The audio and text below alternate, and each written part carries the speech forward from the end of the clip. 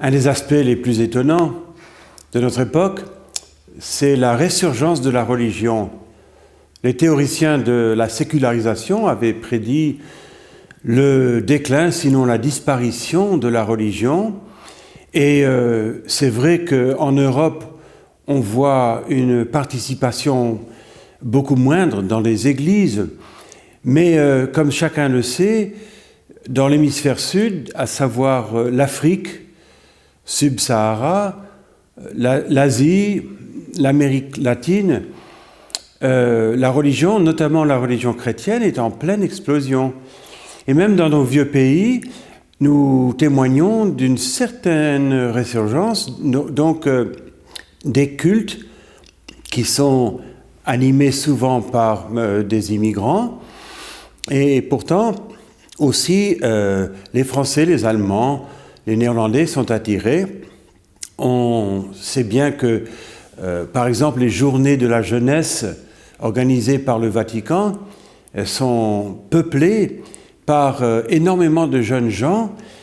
Et donc, cette théorie du déclin a été remise en cause. Maintenant, on peut se poser la question, est-ce que c'est le vrai christianisme ?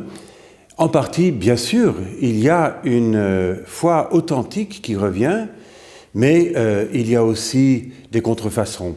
Par exemple, en Afrique, où nous avons vécu, eh bien, il y a un retour aussi aux religions nationales. On a un retour au paganisme et à la religion, comme on dit, de la prospérité. Et dans nos vieux pays, nous avons aussi, à côté du christianisme, des sectes, l'astrologie, que sais-je encore. Alors, bien sûr, il faut faire la part des choses. Dans mon métier, qui est d'enseigner l'apologétique, j'essaye d'étudier ces traits, ces courants, pour qu'on soit bien sûr de quoi il s'agit. Un livre que j'aime beaucoup, de Jacques Ellul, dit que c'est le retour des nouveaux possédés. Alors, pas littéralement, mais à la place du christianisme en déclin, il n'y a pas absence de foi, mais présence de croyance dans d'autres objectifs. Par exemple, le nationalisme, l'hédonisme, la technique. Alors, j'ai le privilège d'enseigner cette matière dans des facultés de théologie, notamment Jean Calvin, où on essaye de former des jeunes gens en vue de reconnaître ces courants et de pouvoir présenter l'Évangile de façon crédible, de façon compréhensible à cette génération.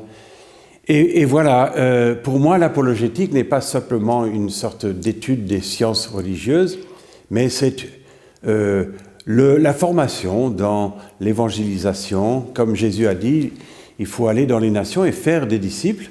Eh bien, je crois qu'aujourd'hui, faire des disciples consiste à reconnaître la différence entre résurgence du religieux et présence du vrai christianisme.